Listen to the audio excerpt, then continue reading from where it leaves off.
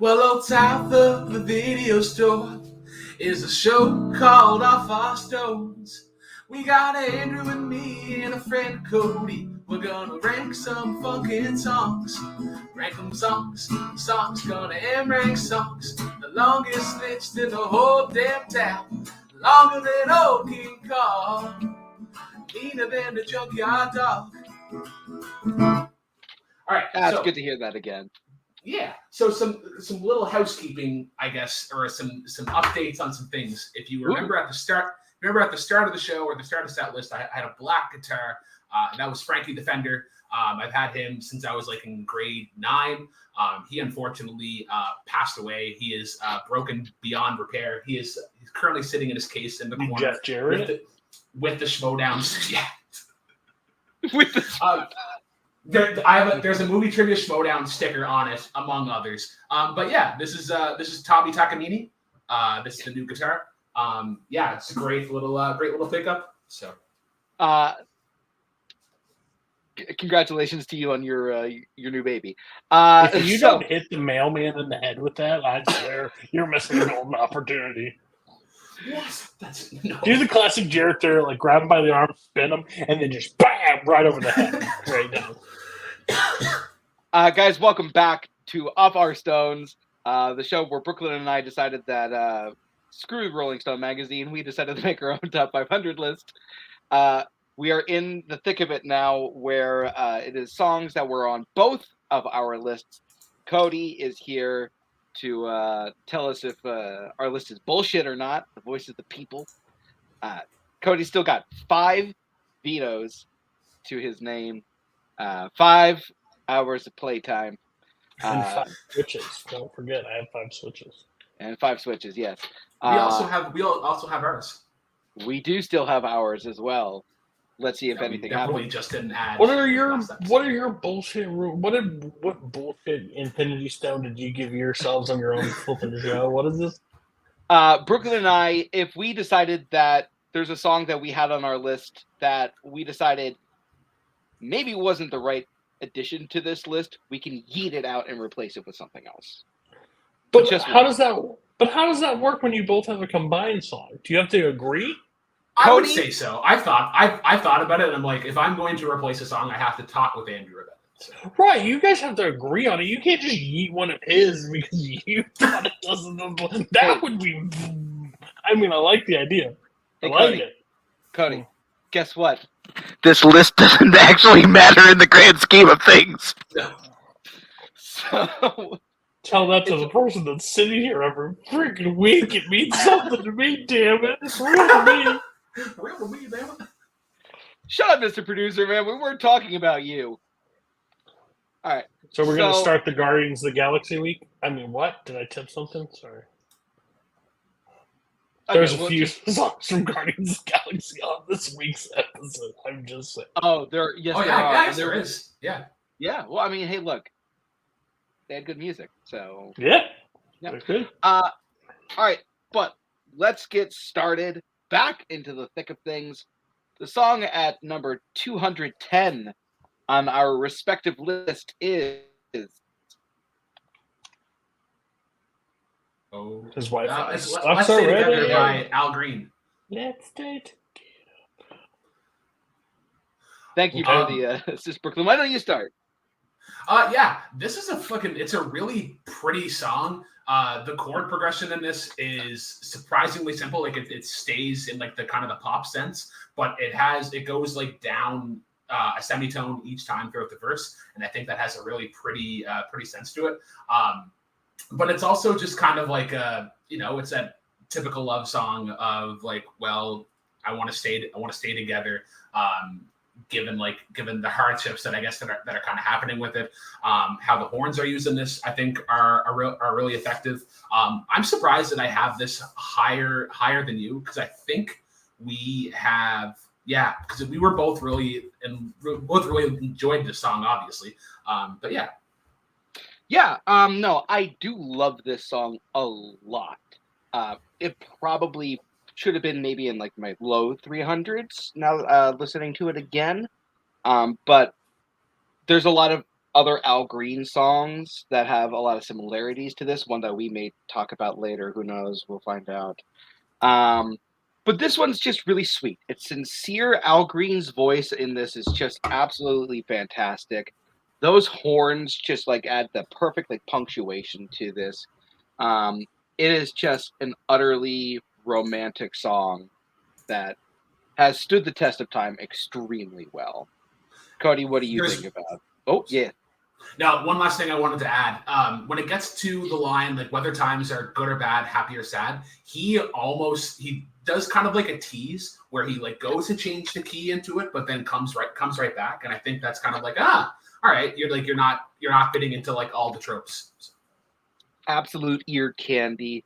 Quincy Jones would be proud of that. Cody. Yeah, I'm kind of ticked at both you. 210's fine. I like the song a lot. It's one that I regularly listen to. I think the start of the song like automatically like jumps like gets me into it, and then like he just mentions the good, the bad, the happy or sad. Like when he just goes, I think Al Green is like got one of the like best voices. Like I absolutely love his voice and what he's able to like deliver in this song. And overall, based on the list, I think this should be like higher up. I think this to start the list is a disservice because I think this should be. I'm with Brooklyn. Like I still think you guys should do that as a secondary bet. You guys have failed to do that. It's your show. There's too many things that are kind of close to each other. I mean, like we could retroactively. I'm just. You've already kind of given your opinion on it. So I think Barr says no thanks to this idea because one, he puts the wrong song too low. Most of the time, like he has it, like he should have put it higher, but he didn't. And he doesn't want to lose a chance to lose to you since you already won the first one. But Brooklyn, if we're keeping score at home, everybody, Brooklyn is 1-0 on this episode with having it at the correct ranking. Probably should have been higher than Brooklyn. Okay. We're not keeping track of this. You can at home. Thank you. Okay, moving on. I'll be the real people's champion. There you go. Hey, I can't wait to reveal the playlist next episode, Brooklyn. I can't wait to show you what you're going to be listening to, Fruit Salad Boy. Oh no. Oh, no. Yummy, yummy. Moving on to... You're putting the bare naked ladies on there? Interesting. Moving on to buying our shit. Number 209, Killing in the Name of by Rage Against the Machine. So I'm not going to lie. Listening to this song again, I kind of wish I had picked Bulls on Parade. I kind of like Bulls on Parade better.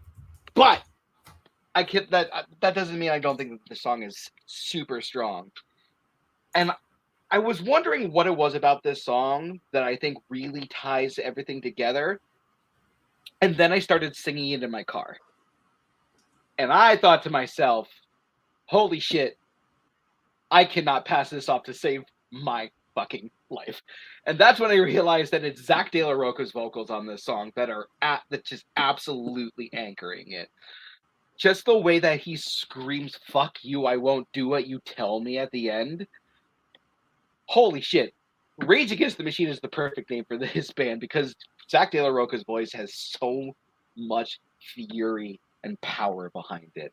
Not to say that the rest of the band isn't giving 110%. Tom Morello, of course, we'll talk about Tom Morello being a genius. I want to talk about the drums. The drums in this song are so good. Like the percussion in general. It's just an amazing... Yeah, that cowbell is fantastic. Like an absolute fantastic addition. Brooklyn, what are your thoughts? Yeah, I mean Tom Morello, I think holds down this beat.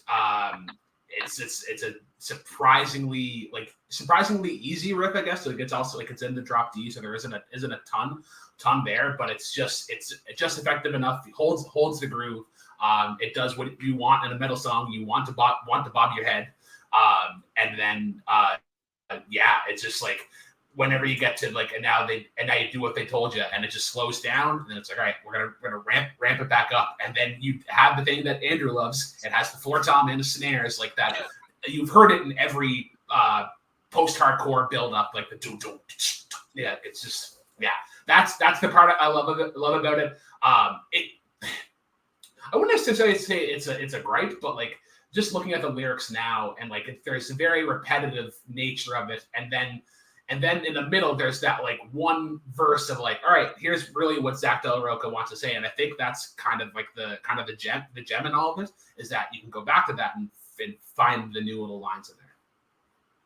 Cody, I saw you rolling your eyes at this one. Thoughts? This song sucks. I'm just gonna be honest with you. Like, it's not a real shock coming from me. I'm not a fan. Like, I don't think like the song was that interesting. Like overall, like it felt very like repetitive. Like for me, nothing new. And if we were keeping score at home, Bar is winning this one because 474 Really? sure. 280 psychopath behavior, and the fact that Al Green is just watching this one walk by, he should be pissed. Well, there's another Al Green song coming up much later, so like much later. Listen. Later. Sure, another one's coming up. You already kicked him in the nads, though. Let's be real. Maybe we could have been together. If you look at my numbers, that's not my fault. So correct, but somebody didn't want to keep track of that, so that's one month. We'll you know what? Let's just move on to number 208. Number 208 is "Move On Up" by Curtis Mayfield. Brooklyn, what are your thoughts on this song? Shout out to Zach Ford. He's the first one that kind of got me falling in love with the song. This does my favorite thing, one of my favorite things in music, where it's like this really upscale beat, but then it has these like very soft lyrics. It's imagine if Vienna had the same lyrics, but it was done like in this same faster kind of funky beat. I get kind of the same story in there, where it's like Curtis Mayfield going on about like, hush, sorry, that's my phone. It's like, hey, like, hush, slow down, like everything is gonna be okay. But I think that works though because of how fast the beat is. It's kind of a way of saying, hey, like life goes on, like things are still gonna happen. The world isn't gonna slow down for you, but at the same time. But yeah, I just like the horns in this. The drums are going a mile a minute, but they don't feel overworked in a sense. But yeah. First of all, I want to shout out the Digging the Greats YouTube channel for pointing out to me that the drums on this song sound like they're a beat like either ahead or behind everything, but for some reason it sounds so cohesive and amazing. Like the beat is just like slightly different. I'm mad at myself. I'm not gonna lie. This song should have been way higher on my list. This should have easily cracked the 200s in my opinion. Just that groove is phenomenal.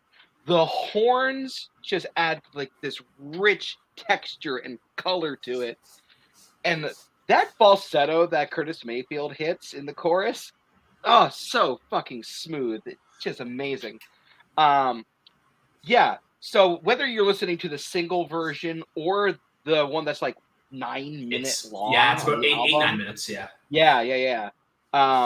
Either one that you're listening to, this song is utterly amazing, and I'm kind of mad at myself for not putting this higher.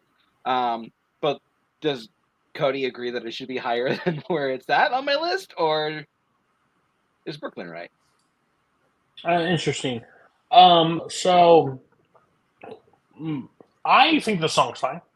I enjoyed it for the most part. I've heard it before. I don't want to keep bringing out Green, but like, do you believe that this song is better than Let's Stay Together? Are you that high up on Let's Stay Together though? Yeah, pretty high. Okay, I would say. But no, my question is, so I can only talk this in the microcosm of this episode, right? And I know you guys pair them and where you go. So like, we're only 3 in, so I can't really tell you like where it goes. But like, sure, I see the discrepancy, right, of the last one. You had a 280, he had a 474. So like, that's a pretty big gap. You guys are right on top of each other with this one. Who had Let's Stay Together higher on the last one? Brooklyn. Brooklyn had it in the higher. But like, you're saying this one should be way up for you now. You said it should be in 200s now. So In Let's the Stay Together 200s, should. yeah. Where do you believe Let's Stay Together should go? Between 300 and 350. Okay, so are we just giving it because the drum's cool? Like, I don't think he does anything in this song that's or lyrically It's the groove. better. It's the groove and it's the horns. God, y'all are losers. Okay. Like the horns and the drums. I think because the horns. I disagree. And the bongos, the percussion. But that's the one drawback of the song for me. I think it just it becomes like it's there. I hear it. Like it's over this. You said there's a 9-minute version. There's a 9-album version. Not to get us taken off YouTube, but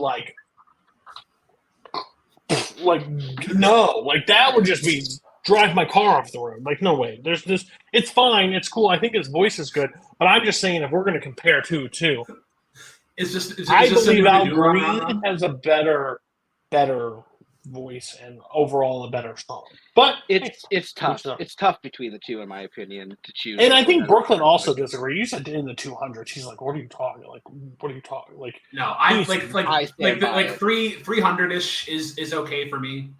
Yeah. I think that's. He probably listens to this when they start putting at the nursing home. Like bars, like yeah, let's go, rock on.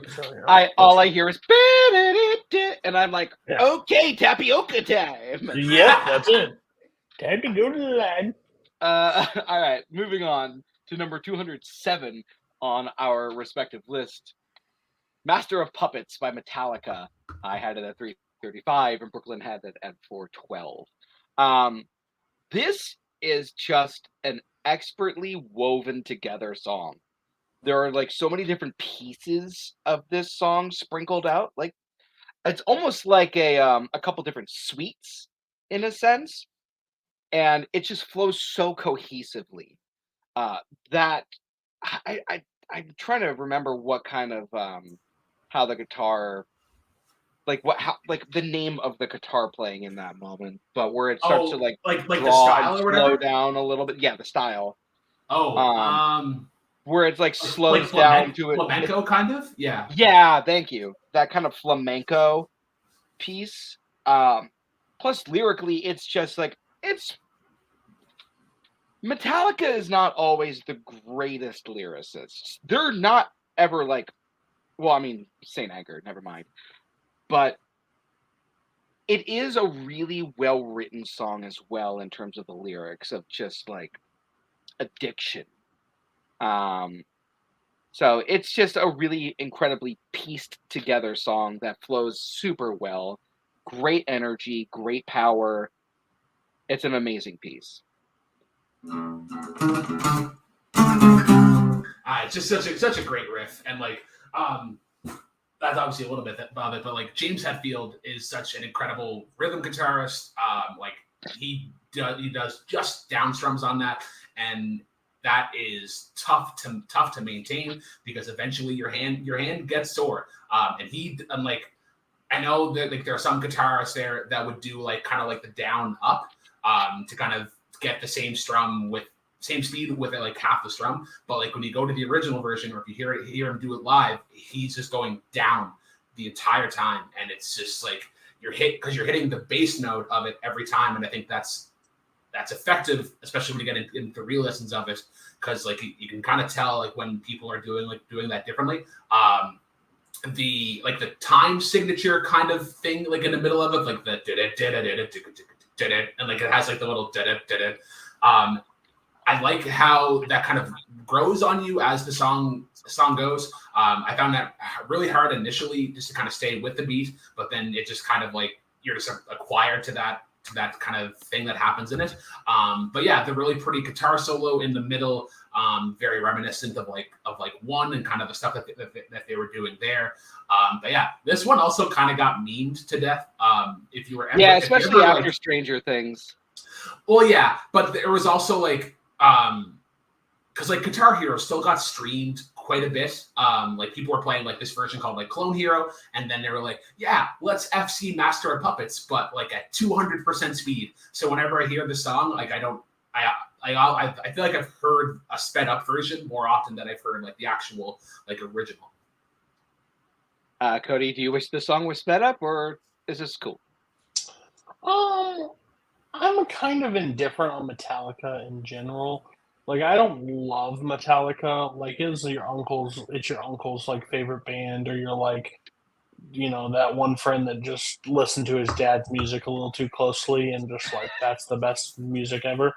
Um, Metallica's always good. I did like. I guess I don't remember where Enter Sandman is on the list. I know it's in the top, like the 400. It was the first one that we talked about on our combined list.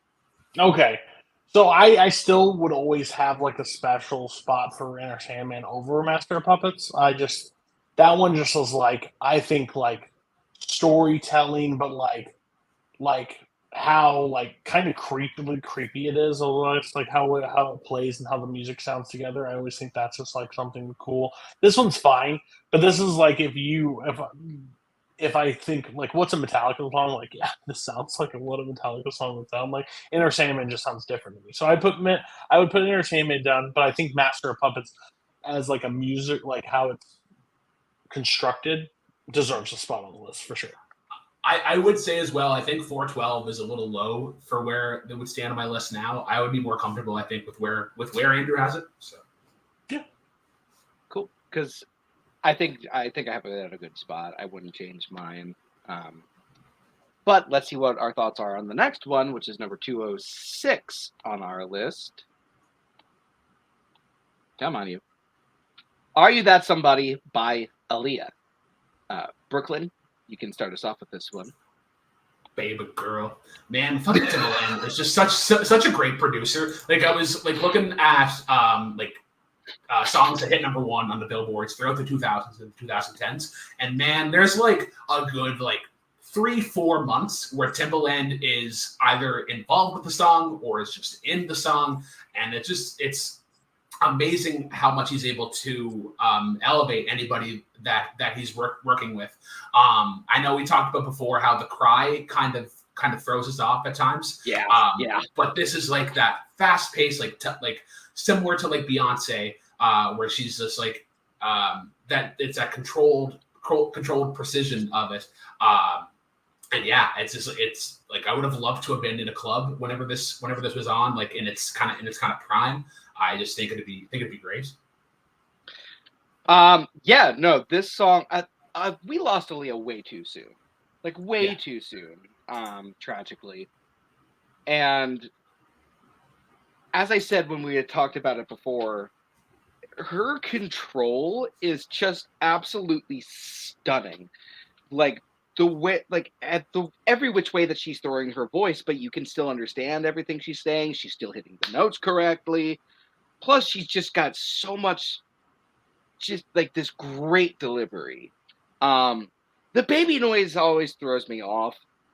But then I was kind of thinking about it today, and I was like, considering what the song's about, I kind of get where the idea is for including it in the song. Yeah. Because she's basically going, look, I need to know if you're going to stay with me. Like, I need to know, is this going to be a real thing that lasts a long time? And what would happen if things lasted a long time? You're going to have children, probably. Timbaland's beat on this is... Look, Timbaland... You can kind of tell a Timbaland beat now. Yeah. He's kind of got a formula, even though it sounds like it's very different than a lot of other producers. If there's anything that I've kind of noticed about that though, it's usually starts off pretty fast and then he'll take a time to kind of like slow down in the beat. But the great thing about this with Aaliyah is that she isn't using the beat and then being like, all right, I'm going to use this and then just like already take a song that I've kind of written and then like just kind of put the two over top of each other. but she's kind of playing along with the beat, like she's slowing down with it, especially when you get to like, I'm not sure if it's like strings or the keys, like the do do do do do, and like almost every time that hits, she just matches it, and I think that's great, just kind of spacing and whatnot. Did you call her Aliyah? Like jambalaya? Is it how do you actually pronounce her name? Aaliyah. Is it Aaliyah? Okay. Oh yeah. I heard Aliyah and I immediately just started like smelling corn and crawfish and things like that. It still blows my mind to this day that this song was written for Dr. Dolittle. Like it does not sound like it should have been written for that movie. But great music can come from anywhere. Cody, what did you think of Are You That Somebody? Blast from the past. I have not heard about this song probably since it came out. I don't dislike it. I don't love it. Like, I think it's cool. Didn't fit Dr. Dolittle, but it still isn't Dr. Dolittle. 500. Not only 500, 206 is gross to me. I'm sorry. You put it 341, so you automatically agree with me that it shouldn't be at 206. You think it's closer to 400. So overall, I still don't think it's gross though. No, like gross on a 500 list song, and it's sitting at 206. And Master of Puppets is sitting behind it right now. Let's be real. Yeah. The numbers don't lie. And That's just math. They do. They do. 406 and 341 equals 206. That's stupid math. Behind the scenes, we know that math kind of is like you get a person from Canada, a person from Philly, and shit goes wrong. I think it's sure. 206 right. not even close. Okay, but you're leaving it alone. So, that's fine. That also did not make our list. Leave me alone. Oh, Great. Jesus Christ. All right. Moving on to number 205. Welcome to the Jungle by Guns N' Roses. Now y'all are fucking ridiculous. Grace. Well, I kind of had a gut feeling ahead of time what the reaction would be, so I'm going to start with this one. Fuck y'all, this song is great. It really captures the sleazy dirtiness of the Sunset Strip of that time. Just like the absolute, animalistic kind of nature that it had at that time. This is some of Axl Rose's best vocals, and just the energy and the drive. It is really genuinely the instrumentation for this song that really pushes it ahead for me. So, fuck you, I won't move this any further. So we were talking about like the disparity or the polarization, I guess, of some of our lists, some of our songs rather. And this is probably going to be the biggest gap. Obviously, $4.99. There's at least one more that's bigger than this. Oh yeah, I forgot about that. But yeah, I've been quite vocal on like how I think Guns N' Roses is overrated. But this is the one that breaks that barrier. I love Slash's guitar work on this. It's really easy to do this style kind of muddy. But when you hear the riff over Axl Rose, there is a lot of craftsmanship put into it, and for a pretty simple blues riff, he's just adding in a couple more strums here and there. But yeah, I think on Guitar Hero 3, whenever you beat Slash like in the battle, this is the song you do as an encore. So I think a lot of that kind of carries over onto this. But yeah, this is the song that definitely it qualified. But $4.99 is where it's gonna stay. All right, Cody, rip me a new one. Go ahead, I dare you. The song sucks. I'm sorry.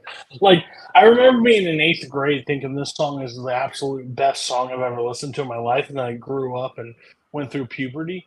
Listen, I think, like, Screw you. it's such a cheesy song, and, like, I just thank God Axl Rose and everything they came out when they did, because God, they would have never done anything if it wasn't in this like pocket of music. They would have. Yeah, this is true.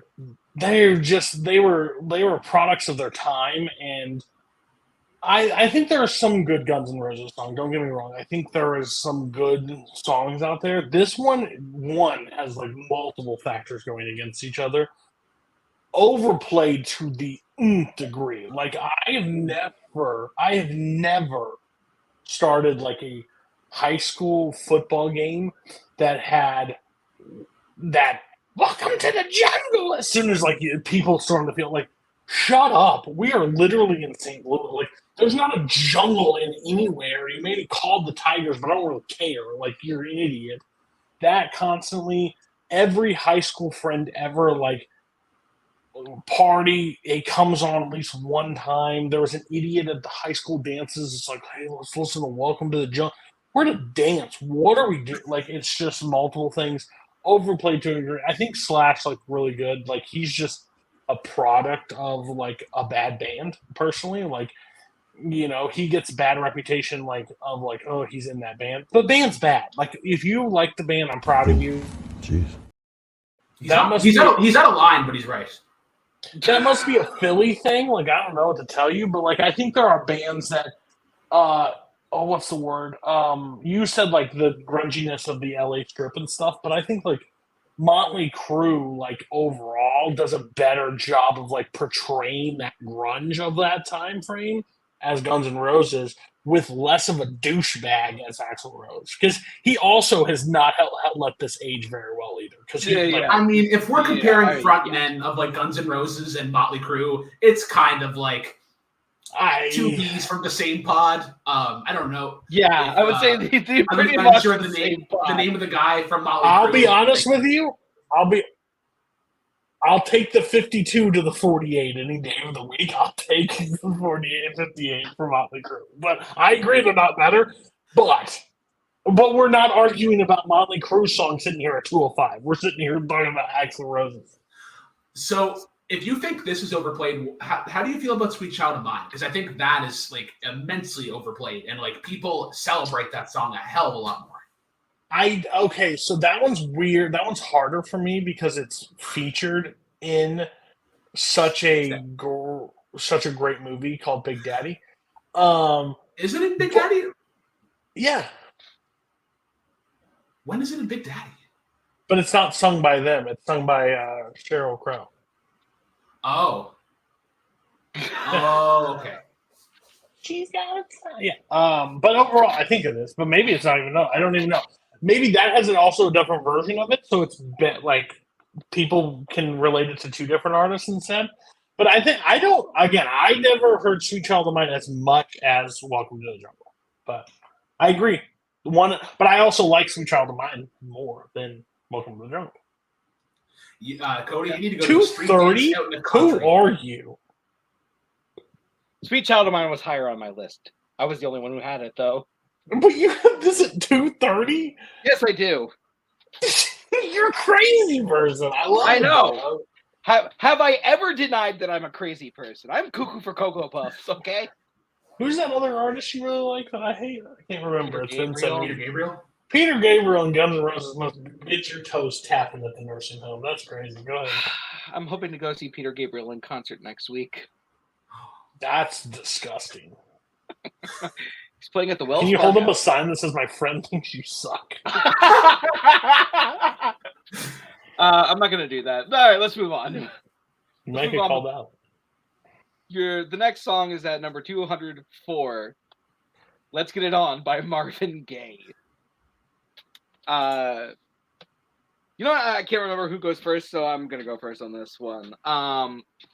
This song, I think, has unfairly been memed to death. And not even just memed to death, Hollywood, I think, has tried to kill it. multiple movies. Viagra, Cialis. Of course. Need I say more?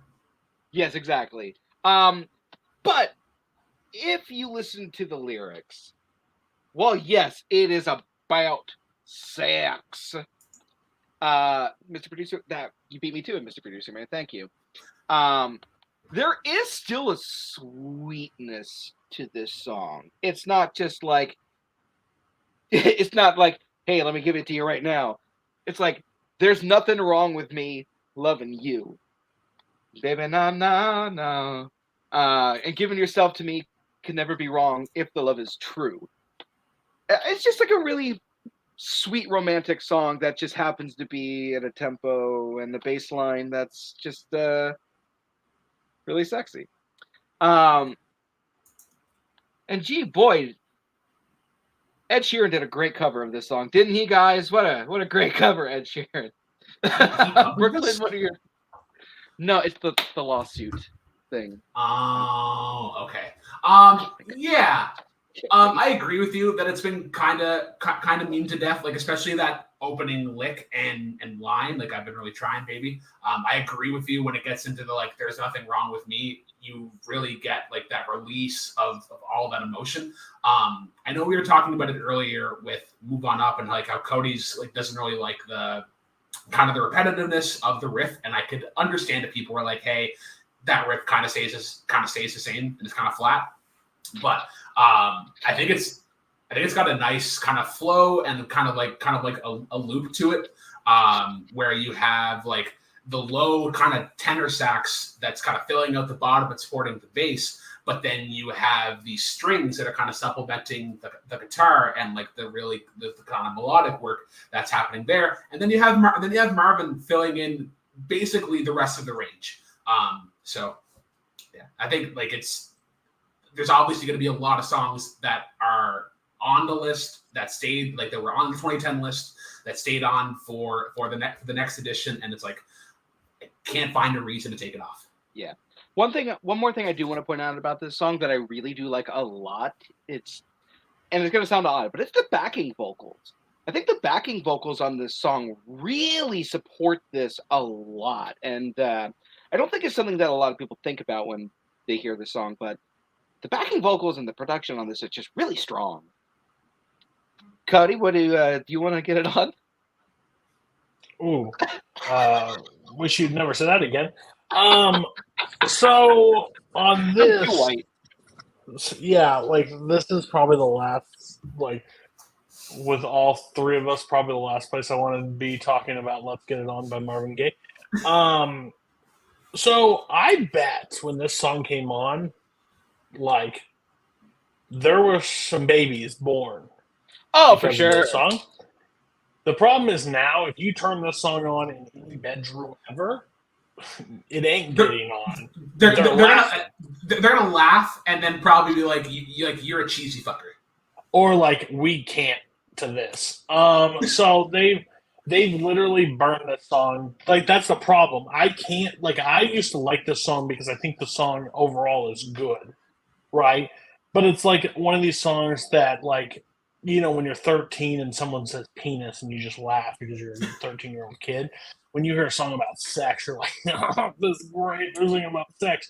But now, anytime I hear it, I'm just like, it's like an eye roll at this point because I'm just like, it's been in every commercial, every like awkward situation movie. Like, I think it may not be, but like I have visions of like Austin Powers. Yes, I think we were just talking about Dr. Dolittle features a song of like the hamster or whatever, like doing that. Like it's been like it's now just a constant meme. The song means nothing. Like there are, keep it PG, there are great love making songs, like great songs about that stuff. This one has like the awkward of like that beginning to totally meme it to death, where other songs don't. So I think it's Marvin Gaye's voice is unbelievable. The way the song is constructed, great. The problem that we see is just not not a song I can ever get behind anymore. It's just lost everything for me. So I have a question for you then, Cody. Sure. And which of these two Marvin Gaye songs is better? Let's Get It On or Sexual Healing? Ooh, better song? Probably Sexual Healing. Because at this point in time, I don't think it's been memed to death. Like, again, as soon as this song starts, it's like an automatic just no for me. Like, I could never see myself just listening to Let Get It On by Marvin Gaye in any setting. Sexual Healing, I think, will be an interest. Like, I don't listen to it often, but I could listen to it, like, over this because it's just that bring, as soon as this song starts, it's like an instant, like, okay, like, cool. I agree with Cody in that I think Sexual Healing is a better like radio song. I can go to it more often. It has the quantity, but I think the quality, like if you only listen to Let's Get It On, let's say like once or twice a year, and if you keep it fresh because of how often it's been used in culture and society, I think it kind of balances out in that way. Stop fucking it up, Hollywood. Plus, it's an automatic, like, Let's Get It On. You're guaranteed to not get it on. The song is absolutely a cock block. Worst song out there. Thanks a lot, Hollywood. Thank you for ruining. They've ruined a lot. Song they have ruined a lot. Please still hire me to be in your movies. Hey, Thank well, you. Okay. Moving on to number 203, Karma Police by Radiohead. Brooklyn? Yeah, I talked before how Radiohead just kind of skyrocketed, like when kind of making this list. I love the opening line of it, Karma Police, Arrest This Man. The music video for this is really good. It's a guy like being chased by a car very, very kind of slowly.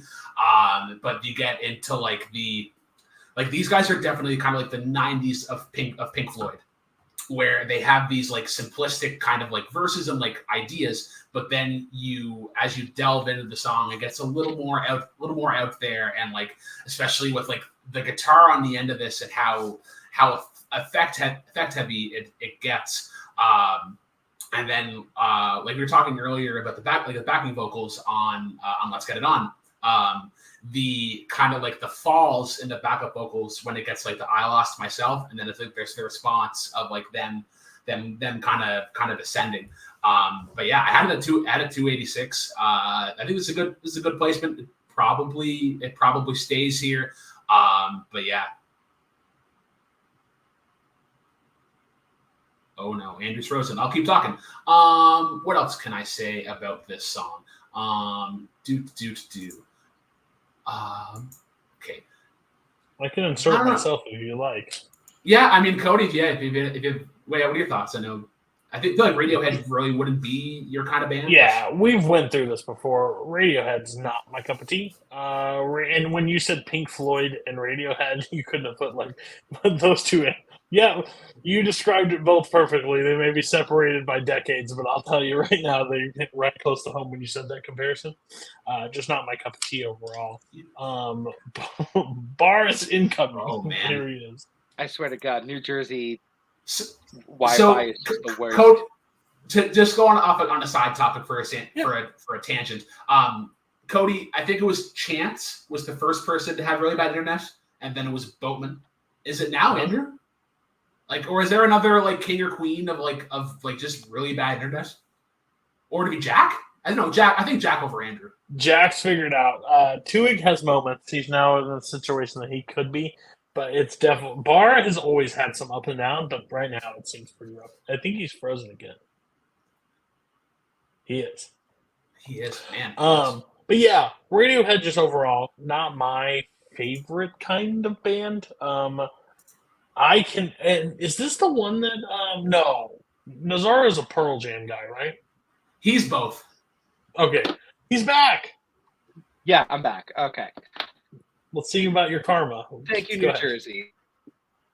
So Karma Police, I love the atmosphere and the mood of this song.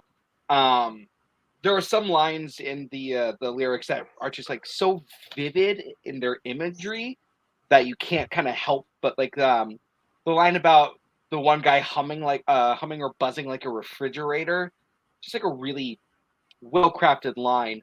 I love Tom York's vocals on the chorus. The chorus, I think, is the part that really solidifies it, earning a spot on my list for me because the melody in that chorus is just so interesting, and it kind of like waves in a sense. It's just a very unique and interesting song. But you guys were saying, Yeah, just not my cup of tea. He said Pearl. He said The '90s of Pink the Floyd. '90s Pink Floyd. Pink Floyd and this, both not my cup of tea. So makes Okay. sense. Fair enough. Let's move on then. If nothing else is going to happen with this one, number 202 on our list is "If I Ain't Got You" by Alicia Keys. I'll start with this one just in case my internet decides to duck out again. So, if I'm remembering this correctly, this song was written for Aaliyah after she had passed away. That makes sense. Yeah. And it's a very simple song. Like lyrically, it's a very simple song. Like some people want power, some people want diamond rings, some people want money and like a dozen roses and stuff like that, but I'm not happy if I don't have you. But it's delivered in such a beautiful, stripped down, in a sense, kind of way that it becomes deeply personal. And I think Alicia Keys, this is one of her best vocal performances on any of her songs. I'm a big Alicia Keys fan, especially during this era. And there's just something about this song that I just kind of think is really magical. Yeah, so if you remember, way back on Setlist episode 2, I was talking with Todd McLean. The cover band that he's with, they do the song, and actually they do it a little bit slower. So through them performing it, I've really gotten to appreciate the song a lot more. When you were talking about like how this is kind of simplistic, and whenever I was listening to it this afternoon, I was like, damn, who would be a really good person to kind of do this song? Obviously, I don't think it would have been possible then, but like Aretha Franklin, I feel like that was kind of designed in her sound, or where it was like, I can see let's try to inspire that, especially when you get into the especially in the verses of like you have that piano and then the line, and then you have the piano again. Like a lot of Aretha songs kind of do that. But it's cool though because you have that opening where it's very like controlled and contained, but then you get into the pre-verse and she's very like smooth and very like legato, like some people think the physical things, and then just that payoff of some people want it all, but I don't want nothing at all. I just think it's great. Like a lot of people I think have kind of forgotten about her as like a great kind of 2000s vocalist. Like she's kind of the queen of 2000s R&B, and just kind of like that crooner style. But yeah, it's a great song that not enough people talk about. Our placements on this are like 317. Yeah, could even go a little bit higher. It could crack like the 200s. But yeah, it's pretty good with where we have it. I don't know if it would crack the 200s for me. I think the 300, like 350 range, I think is about right. Cody is shaking his head and like throwing up his hands. I think we might have this a little bit too low. No, he just sits over there on just a bullshit mountain, saying like "Move On Up" should be in the 200s, even though he didn't have it anywhere near. But this song, like, I wouldn't put it 200s. Like, this song is great. I don't think like overall, like, I think it's like a staple of the 2000s. Like, I don't think if you were to combine like a list of like 100 songs from the 2000s, like that would make a playlist, this could be one of them. Like 100%, it's something that I automatically think of and hear. I think her voice is just insane. Plus her playing ability, like it's just a hand. She's just twofold and everything. So she's kind of forgotten. Kind of sad to say. Like I think if you pulled like a multiple of like the newer generation, like listening to Alicia Keys, I don't know if they really would know her because I don't know think how they much. know her for one song. I think they would know her for Empire State of Mind. Yeah, like or being a coach on The Voice.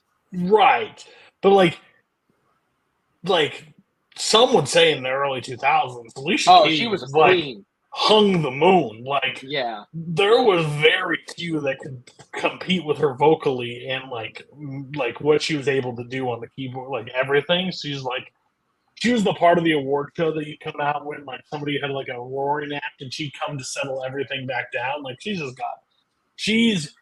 one that should get still more credit today. Like I think her voice is like one of those that are just like insane. It's crazy that Fallen is her only #1 Billboard hit. Or like this one didn't make it all the way #1, and like you guys didn't have Fallen on the list. I'm guessing. Okay. No. Again, I think that's more well known than probably this one. But I can't disagree with either one. Like I think they're both really good. But Fallen is like automatic, like another one that would probably be on the 2000s playlist. Fallen is the one. Like if we compare these two songs, I think If I Ain't Got You is a little bit better written, better produced, better composed. Fallen, her vocals on that track are killer.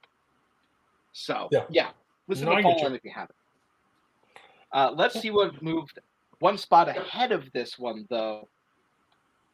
White Rabbit by Jefferson Airplane.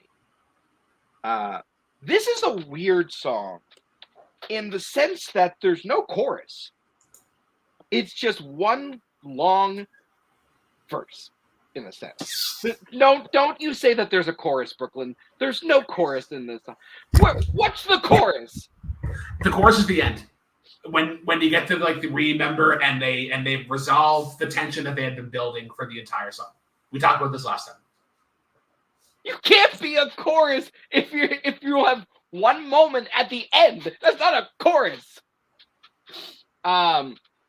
But well, Brooklyn can give his argument later. I'm not gonna fucking listen to it though.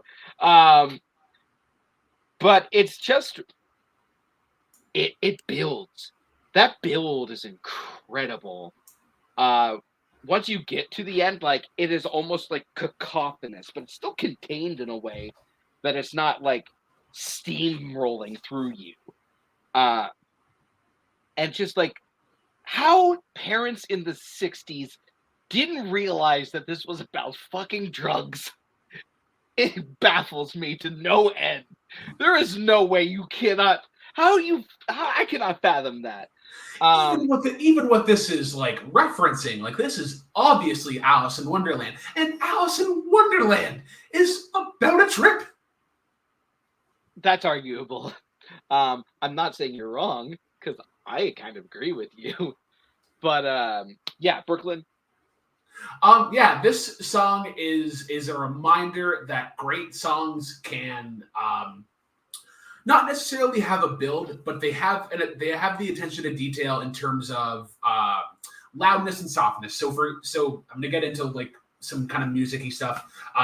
Whenever you're reading music for band, there's different signatures to indicate certain sounds. So it starts off at like pianissimo, and then mezzo piano, and then mezzo forte, and then forte, and then you get to like fortissimo, and then pianissimo. But this one, like it's very clear. They start off like it starts off like piano, and then it slowly builds its way up. And I feel like there are bands that cover this that are just like, we're just going to keep it at that same loudness and then just get even louder at the end. Nothing but fortissimo. Nothing but fortissimo. What he said. I don't know if Cody even understood. There's absolutely a chorus because like I said, like you're building the tension because like the note that they're playing, it's like because they're playing basically like the like the E minor of it, and then they're coming up, and then you get to the chorus, and then there's that root chord that is the key of the song. So, is there a chorus? Cody, what do you think? Is there a chorus? No. But to be honest with you, is there a good song here? No, not really. I mean, let's be real. Like, do you think like I was going in here gonna like this song? Did anybody think like this was gonna be like I thought you would at least appreciate the construction of it. Yeah, I think it's fine. That's why I'm not gonna like use a veto. I wasn't gonna do anything crazy like that. I think they're a respected band. They're just this song is just like Alice in Wonderland. Not my cup of tea. Ha. I get it very well. Yeah. Okay. Golf claps. They're both damn. Yeah. So, moving on to number 200 on the list. One that I think Cody's going to be very happy with, honestly. Hurt by Johnny Cash. Oh shit. Okay, Brooklyn. Listen. No, well, first of all, Cody, I'm just as mad as you that he has it at 471. This is a cover that is like 23 years old. I just heard somebody play it the other day at open mic, and it still brings a tear to my eye, especially you get to the chorus of like, what have I become, my sweetest friend? Everyone I know goes away in the end.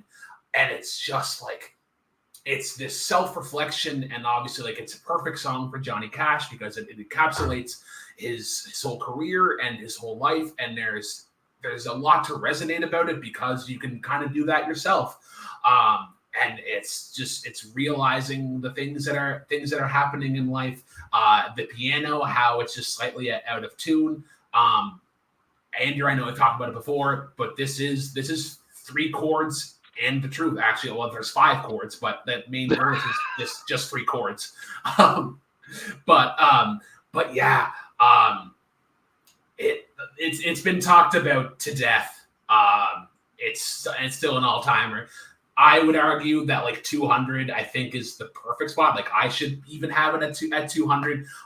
I don't remember why you have it so low, so I'm curious to see why. I don't think we ever talked about why it's so low. Look, I'm not gonna say that it's not a great song. Just because it's low on my list doesn't mean I don't think it's a great song. It made my fucking list. You're talking about it, yes. I can't really top what Brooklyn said. The one thing that I will say, and this is gonna cause a lot more shit. I know what this is about to say. I think that okay, let me try to think of a way to phrase this. I think that some people have a hard time separating this song from the music video, which is one of the greatest music videos ever made. And I think sometimes people carry the weight of the music video into the song itself. I do still think that it is a fantastic song. It deserves its spot on this list. So I'm just going to end it there. Hard disagree on that. You don't need the music video for this. Yeah. Cody? So I agree, disagree. So here's my thing. So I think, one, I'll save everybody.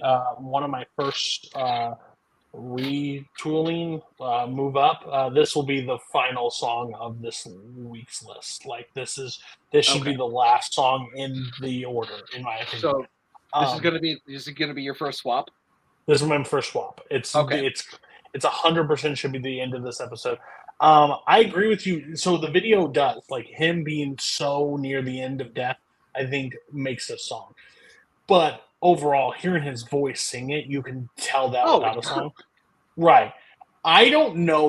I know a lot of, like in music, a lot of people do covers and stuff. I don't know many covers that someone takes snatches from them and is no longer the original. Like they own nothing to this song anymore. This is Cash. Yeah, and that's the thing. Cash owned this song. And I I would never be able to do this because there's so many covers, but this has to be like up there as like one of the all-time covers ever. Like the way he able to take the original song, flip it on its head, and treat it like with morality, like his ending. like crazy. And I'm a huge Cash fan, so it also resonates. I Yeah. just think this song is absolutely a perfect Oh song. man, that'd be a I good. That'd be a good top 10 Johnny Cash. Yeah, I would personally put this like super high, like probably in my top 50 songs because like I just think it has such an emotional way, and I think the older you get, the song hits harder and harder every Yeah. time you get older because like when you're close to the end, I could never like, and him to have the awareness to sing this song the way he did, knowing how close he was, crazy, crazy. Okay. And I agree with you. I Yeah, think that the older you get, the more that this particular version of the song truly will resonate. yeah, absolutely. Mhm. All right, let's move on to the new song at 200, Fantasy by Mariah Carey. I'll go first on this one. This is just the sweetest thing. I think that this song is just super charming. I love the use of the Tom Tom Club sample in here. Um, that's a song that was number 500 on my personal list. Uh, but it's just a great use of the sample. Mariah Carey is she just sounds so exuberant on this song. Like she is head over heels in love. And it just really comes across super strong. It is just a bubbly, sunshiny good time. Yeah. I also have this as like a source for a sample.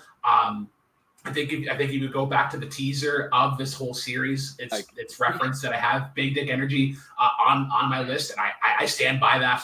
Um, we were talking about music videos a lot today, and I think this music video actually kind of helps because I think it fits the atmosphere of it. Like if you're on a roller coaster or on like an amusement park ride, I think that's kind of like the ideal setting for it. I love the synth in this especially when it gets into the chorus. That guitar lick is just it doesn't overstay its welcome, and it kind of matches the keys that are going on in it. But yeah, it's like when you're talking about 90s jams, this has to be in there. I think this is a top 10 top 10 90 song. Yeah, I'd say that. This good. this song will get the hips moving Yeah, it overall. This is does. just like I'm a bad bitch song, like overall. Like I'm like I go right into it. It's a great song. Great song. Great choice. Maybe again, your guys' math. Where you have it originally on your list, probably where it should be. 200. Sure. Yeah. Great. Let's move on to 100. What is the new 199? Another song that I think Cody's really going to appreciate. Mr. Blue Sky by Electric Light Orchestra. Brooklyn gets to start us off with this one, Mr. Blue Shirt. Sun is shining in the sky. It's got such a lovely energy. Like you can hear Jeff Lynne grinning from ear to ear as he's singing this. The I don't know if it's like a piano or something, or it's at the end of every like 4 bars or whatever. I think the first time you hear it is whenever he says like it's a beautiful new day, hey, and then there's like it's a little tingle at the end. I've heard other people cover it and they use like almost like an old timey piano. But like we were talking before about how I think it was with Are You That Somebody where it has that initial start, like a really fast beat, but then in this one you get into that chorus and it just stops. It's like boom, boom, Mr. Blue Sky, please tell us why. You've had to hide away for so long, and then like that really pretty like so long, where did we go wrong? I think a part of this that is often overlooked is kind of that jam at the end. I think Layla, I'm not sure which song came out first, Mr. Blue Sky or Layla, but I think this is the better version of what Layla was trying to do, where it was just kind of ending with this big rock. But I love the way that it ends. Just that faint, like heavy effect synth, and then like this little Mr. Blue Sky and like a little twinkle, then that's it. This song, it's another one where I'm really mad at myself because it should be higher on my list. This would probably crack the 200s as well. More even higher than Move On Up, honestly. There's just like it is just like this beautiful energy that this song has, and the production on this, the production for most songs by the by Electric Light Orchestra is just phenomenal, and this is no exception. It might be the best example of it. The one thing that I really love about this song, and I had to look up what it was, because as I was listening to it, I was like, what is that sound? It's like that crashing sound, that throughout it. It's a fire extinguisher. They were hitting a fire extinguisher That makes while sense. making this song. I just love it's just a wildly creative song that has stood the test of time incredibly well. I still can't think of that many songs that kind of sound like this today.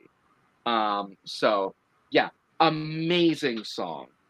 I know Cody likes it because it was on the Guardians of the Galaxy soundtrack. But Guardians of the Galaxy 2. I'm so sorry. Yes, Guardians of the Galaxy. Yeah. Dope. You don't want to. We got Guardians of the Galaxy soundtracks are like children. You can't mix them together. There's 1, there's 2, and there's 3. Yeah, Volume 2 is a pile of shit. But on that note, it's fucking terrible. It's a fucking god awful movie. If you like the first one, you shouldn't like the second one. Anyways, this song is used in so many movies. Like it's got that kind of upbeat thing, so it's never a bad time listening to this song. Like it's an enjoyable song. It's kind of like ingrained in pop culture as it is. So yeah, perfect song. It deserves on the list for sure. All right. Let's move on to number 198 then. Big Papa by the Notorious B.I.G. I am not going to even attempt to rap any of these lines. The milk white part of me will absolutely curdle if I do. But man, Biggie's flow on this song is nuts. And I love the one part of the song where he's like, yeah, these guys are all going to ask you like what your name, what your sign is, and be like these Leisure Suit Larrys. I'm going to ask you what your interests are, your hobbies, things like that. And god damn it, that Welch's grape line should not work, but it absolutely does. I want that breakfast right now. Yeah, the hook, instantly catchy and memorable. The production on this is just so fucking smooth. The guitar in that, ingenious. Brooklyn, what are your thoughts on Big Papa? This song represents one like atmosphere, one sort of ambiance, and that's swagger. Yes. Notorious B.I.G. has the most swagger of anybody that we're probably going to be talking about on this list, or at least is like in the handful of people that you talk about. I do love that opening line, "Oh, ladies in the place with style and grace, allow me to lace the lyrical bushes in your bushes." It's just like he's got game. He's a player. And then like obviously like when you hear this in a crowd of people and then everybody's screaming, "I love it when you call me Big Papa." It's just it's got such an energy. I would have loved. Like again, I think we were talking about it before. I would have loved to have been in a club when this was really big. Yeah. And like it's still like when you play it today, it still gets that same attention to it. But yeah, it's a great like. I think we're talking.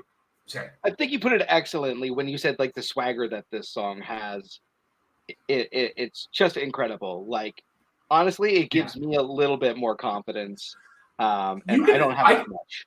I would almost argue that this is the perfect song to put on for like when the bar closes, because then it's having everybody leave in a good note. Yeah. Cody, do you like it when we call you Big Papa? Let's never say that again. Let the record show that I've never called Cody Big Papa. I wouldn't be on this podcast if he did. I mean, I'm not a huge music guy, but Hardball the Big Papa singing Hardball. We go into the ship. What? We go into Yeah, Yeah, never seen that so movie. great moment for that. Great song. Again, Big Poppy is something I know very well. It's a different version of that, Of course.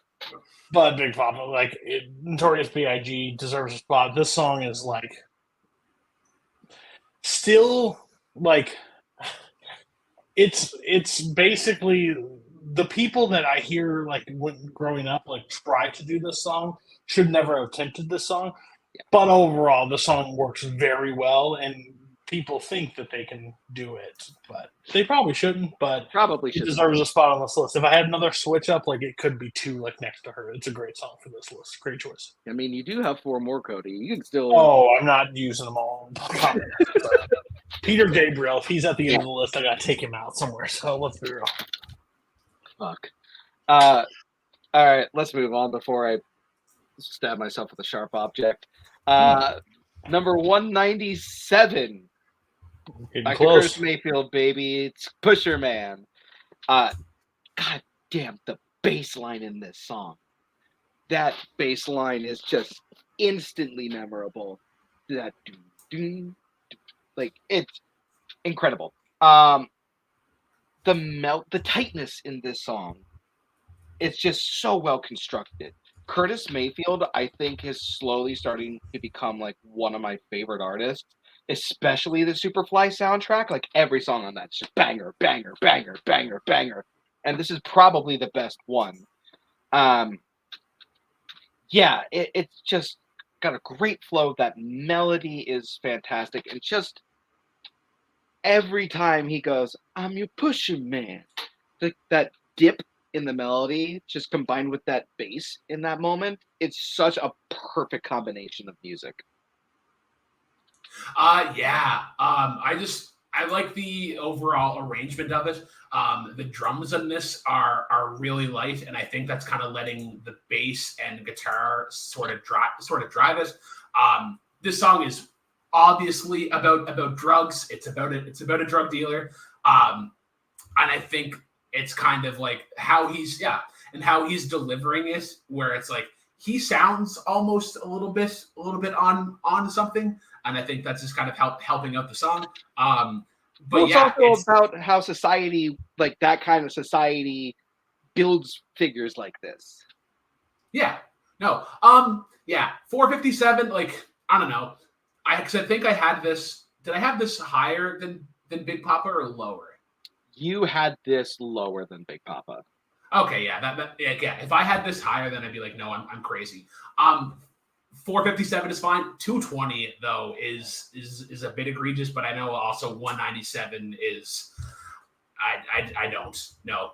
I would be fine if this was like if it was my value cut in half. Like if it was at 220 or like if that was the peak, that'd be fine. But since it's just cracking 200 and like the fact that this is above Big Papa is kind of frustrating. I kind of agree because I also had this higher than Big Papa actually.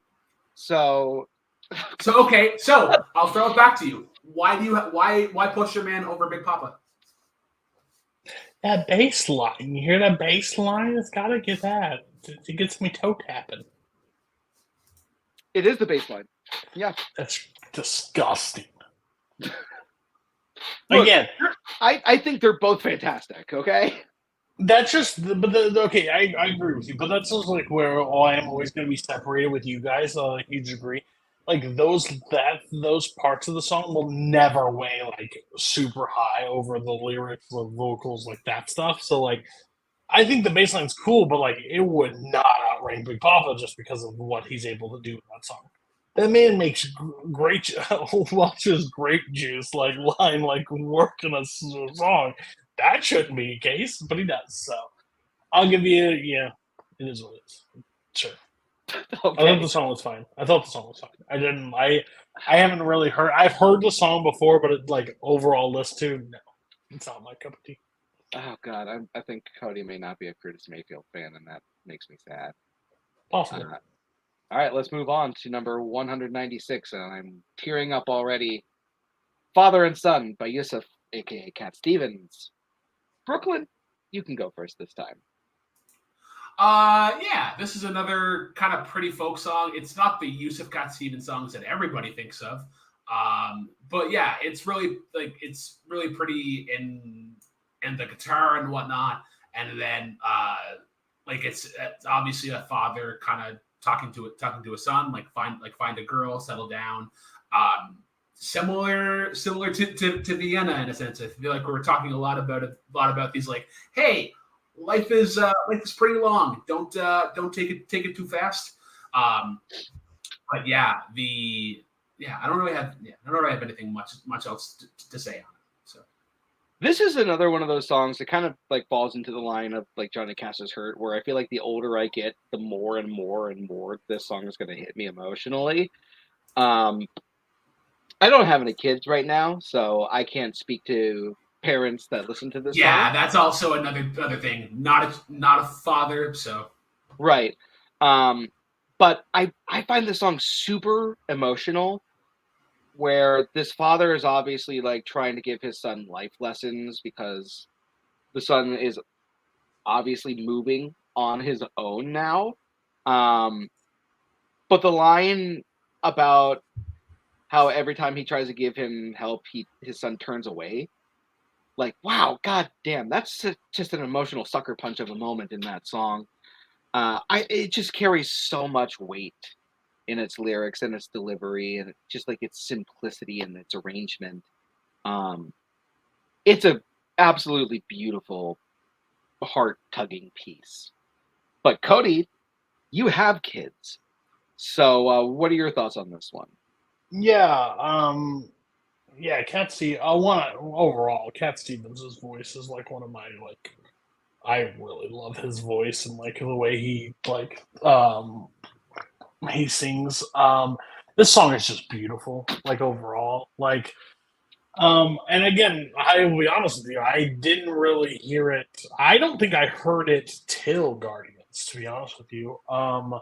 It never hit my range. Haven't been dead forever. So then now it's growing on me more and more. Huh? Honestly, I'm thinking about it. I don't think I've ever heard it until then as well. Yeah. This didn't played on the radio for you guys? No. Yeah, like this is prime, like mid-afternoon light pop stuff. Well, and to be fair, I believe I've told this story on here as like I was the one that my parents famously told me that "Cats in the Cradle" was sang by Cat Stevens and wasn't sang by Cat Stevens. So if I did, I wouldn't even know who it was. But once we were Harry Chapman. Wild World was played on radio a lot, not on this song. Yeah. So when this song was played, so it's building more and more. It hits very close to home. It's hard for me to listen to. I skipped it quite a few times this week, like listening to it because, like, it matters where you're driving or doing. I don't need to get a like that, but I could see this song being very high up on personal lists as time goes by. So it's a great song, though. Great song. Nice. All right, let's move on to one that's a little bit more lighthearted. Tears in Heaven by Eric Clapton. Brooklyn, you're the big Eric Clapton guy. I'll let you go first. Yeah, it's a really cool riff. There's one section in particular that I think is a really good job of like that pre-chorus of like, I must be strong and carry on. Yeah. Anyways. I think there's some really cool lines in there, especially like Beyond the Door. There's Peace, I'm Sure, which just really tells you what the song is about. He actually got to a point where he stopped playing this song live because he's like, I'm over the death of my son. It's happened. You could argue, honestly, either version of this being on here. I think the studio version has its benefits of like that really nice steel guitar solo. But this, you get what Eric Clapton really should be playing, like a nice, like classical style guitar with those nice nylon strings. Just how it sounds given with the rest of the album. It's really pretty. The backing vocals on this, the bass in this, I believe it's still a fretless bass that they use for this version of it. But yeah, it's just pretty and soft. And because I know there'll be no more tears in heaven. I think it's a great way to end a chorus. Yeah, this song, especially if you know the backstory, carries this tremendous emotional weight to it. Even if you don't know the lyrics, the backstory behind it, it's still a very pretty but sad song when you get to the lyrics of it all. Eric Clapton just gives an amazing performance on this one where it's very somber, but you can tell that there's a deep emotional pull behind his vocals. And yeah, it's just so well constructed and produced and recorded. It's just an amazing piece. Cody, you feeling better after the last song? Yeah, just how about we just rip each other's hearts out right now and present it to each other. This song is just absolutely beautiful. Again, I think maybe I'm hearing this wrong, but Eric Clapton's like he's revered as like one of those like great guitarists. Is that right, Yeah. or am I thinking somebody Yeah. different? Okay, yeah, Clapton always gets that, but like this song is just absolutely insane. Like slow but like so beautiful. His voice just plays it. I think it's great. I think it's a great song. It definitely deserves a list. You guys have actually like have some bangers on this like list. Like the more you go through it, there's some up and down, but like this is like where you guys came together, and it's crazy how wildly different on some of these you really are. Like this song, like you guys are polar like opposites almost. But Yeah. I like it. All right, cool. Let's move on to 194 then. Coal Miner's Daughter by Loretta Lynn. Okay, so yeah, the song is sung incredibly well. Loretta Lynn just gives an amazing performance on this song. The instrumentation is fantastic. The production is great. It is the songwriting of this song that is just insanely good. Like the visuals that she creates with her lyrics, you can tell that these are real things that have happened to her. Like it is a deeply personal song, but she is able to write it so well that you immediately connect with her and you get a real good sense of who she is as a person because of it. It's an amazing song that I think that if you're going to take songwriting classes at college or at like any kind of like school, this is one of the ones that you have to look at.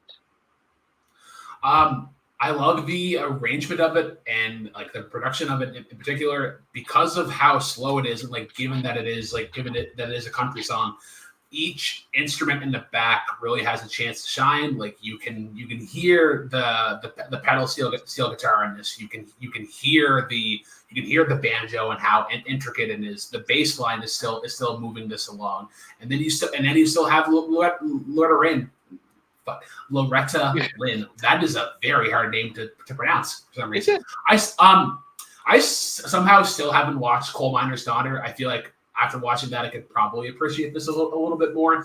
I talked about it on the show last time. I think this does a really good job of a key change and then really kind of presenting everything that you just heard in a new kind of light. But yeah, it's when you think of like old country or like the Saturday Night Hoedowns pretty well. This is a must. Couldn't leave it off. 442, I think it's low for the average, but for my list, it's whatever. Cody, what are your thoughts on Loretta Lynn? She's a hoss. She's a badass. The old kind of like one of the cornerstones of country music. Like, yeah, like I think the first ever like female. I think it's correct. Female vocal like entertainer of the year, like female for country music. Like that might be right. I think I've heard that correctly. She's just great. This song has got a story to tell. I'm not the biggest fan of Coal Miner's Daughter, like the movie. I think it's fine. I think it's an okay movie. But like, just how she that's why I love country music as much as I do. Everybody gives it such a bad rap all the time because Yeah. it's like, I think now country just ruined like what country is. But like, it's the best storytelling in like music. Like the way they're able to dissect and tell you about a whole person's story, like they know, everything about her from this one song and like her family growing up and like what it means to be a coal miner's daughter, like in that time frame. Like, yeah, I think it's a great song overall. I just think it's great. It's how polar opposites, like, yeah, 442 and 212, 217. But I get it. I get it because I don't think this song could be for everybody. Like, I get that. Like, some people are like, yeah, it's okay. But like, if you love that version of storytelling and that like twang of old country, it's going to be high for people. So yeah, I respect it. For all you people out there that are listening to Zach Bryan recently, this is obviously one of like his influences. Oh, 100%. Oh, 100%. So if you like Zach Bryan, listen to Loretta Lynn if you haven't. Moving on to number 193. Stop in the Name of Love by the Supremes. We're kind of close on this one, actually, compared to some of the other songs. Brooklyn, start us off on this one. Yeah, it's pretty crazy that we have this this close, considering how differing we are on just like the wall of sound in general. And the Motown kind of instrumentation. No, I think Diana Ross is doing an incredible performance on this. I'm not sure what it is that's kind of filling out everything in the chorus. I think it's just the bass that they've turned up, but then it comes right back down. And then I actually love how the bass line is used in the chorus because it doesn't really sit on the root note. It just kind of keeps the tension to move it along, so that when you get to like the stop in the name of love, it just has a bit more of an impact. I believe this also has the same thing that Andrew talked about: the floor toms and the snares hitting at the same time. I mean, you bring it up more than I do. You bring it up more than I do. But it's crazy to think of like how often that happens, and it's like sometimes that's all you need to do to make a song great.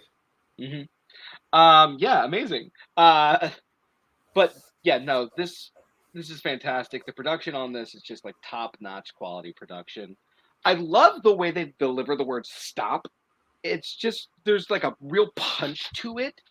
And this is a line that could have come off incredibly cheesy in like any other regard.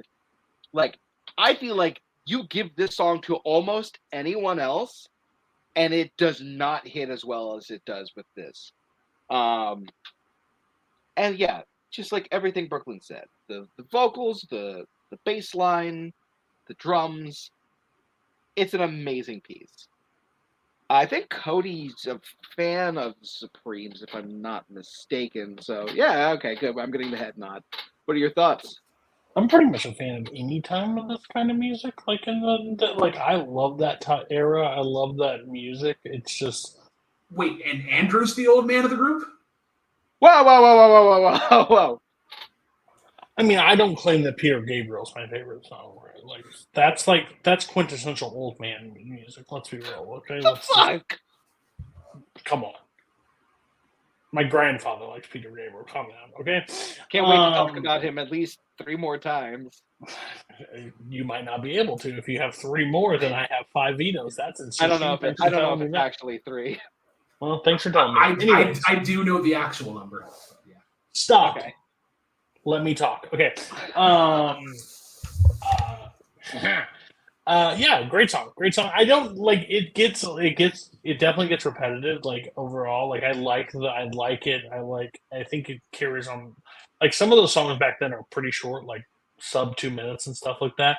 But I think this one plays a little bit more than it should. But overall, I enjoyed the vocals so much in it. It just carries through. It's a good time. And again, if you listen to it at the wrong point or too early in the morning, stop really throws you off. I'll just be honest with you. Okay.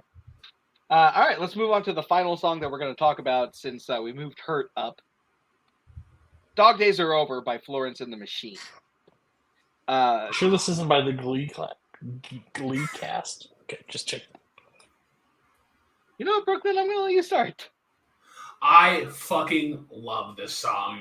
If you remember from way back in like the jukebox the jukebox days, remember talking with Marco Blanc or DJ Bones, and he would play this song every time at Indie Pop Night, and this gets a crowd riled up, especially with that very like soft ukulele at the start. And then you get into I think it's like she hit around corners and she hit under beds, and like that clapping comes in.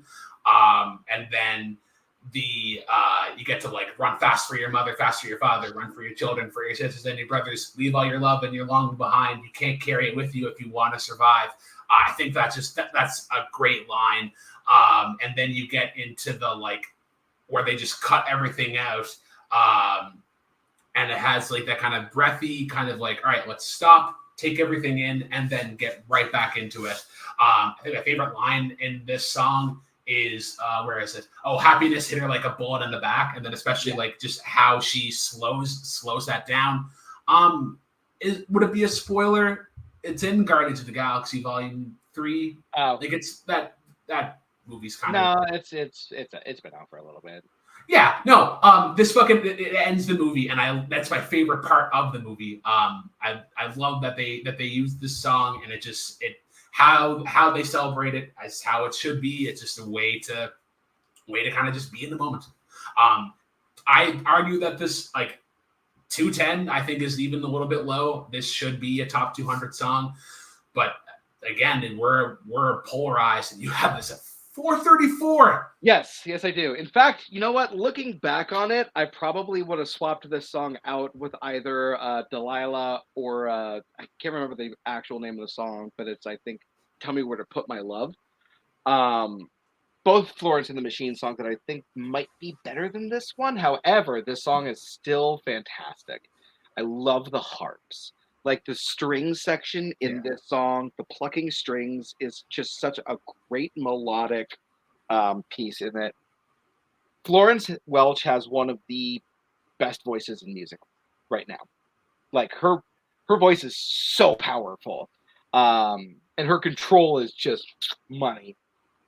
And yeah, it's just a very joyous piece. I heard someone do this at karaoke once, and I'm not gonna lie, he fucking made like the room pop. So there's just like a beautiful energy to this song that just it radiates. This is a song that just radiates. So yeah, I think it's deserving of being on the list, even though when I look back on it now, probably not the Florence and the Machine song that I would pick now. But Cody was making a face earlier, so let's see if that was a good face or a bad face. I mean, this song is awesome. Like overall, this song just I don't know how you can't be happy hearing this song. Like when it like kicks in, like it starts slow and then run fast, like it just goes. And Brooklyn's right. Like it's a perfect song to end Guardians of the Galaxy. Like the dog days are over. Like it's over. Like it's a perfect. Like I've played the song numerous times. Like when summer's like it's over. Like the dog days, like it's time to move over. So it's a great song overall. Like I think her voice is really great on this song too. I think like it just works. So yeah, no complaints from me. Good choice. Great way to end the episode then. 434 210. You guys are just crazy. Cody, there is one song that is going to be coming up at some point where the margin is wide. I can't wait. All right, but let's just do a quick recap of the episode. Number 210 is Let's Stay Together by Al Green.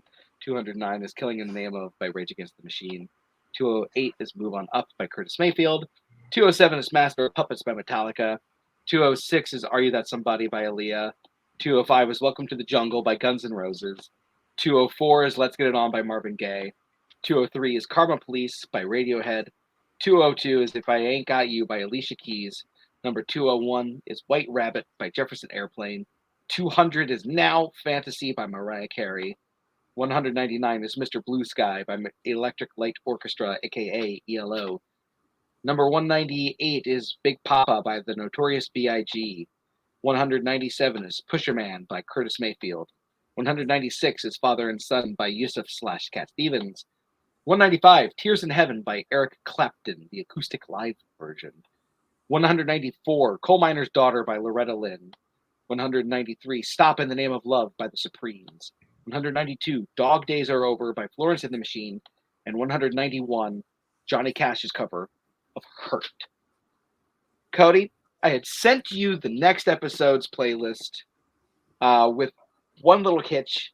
What are your thoughts on the upcoming episode? You know how, old, maybe I'm the old person of the panel because you know how I feel about newer songs. There's some new songs on there that I'm gonna eye roll pretty high. But there are some like interesting, like cultural relevant, like in the zeitgeist, like in the pop culture eye that I'm surprised are actually on the list. So I can't wait to talk about because there's some that are like, really? I figured YouTube would be like overplayed too much. It's on here, so I'm interested to see and hear the defense of these songs. Okay. There's definitely two that I'm a little like, for you guys, a little surprised. Okay. Interesting. All right. Well, with that being said, that's been Cody Newberry. That's Brooklyn Vale. I'm Andrew Barr. Thank y'all for watching Off Our Stones, subsidiary of like 500 Stones, subsidiary of the video store. Buy our shit. Link down below. And for all y'all watching, keep on rocking.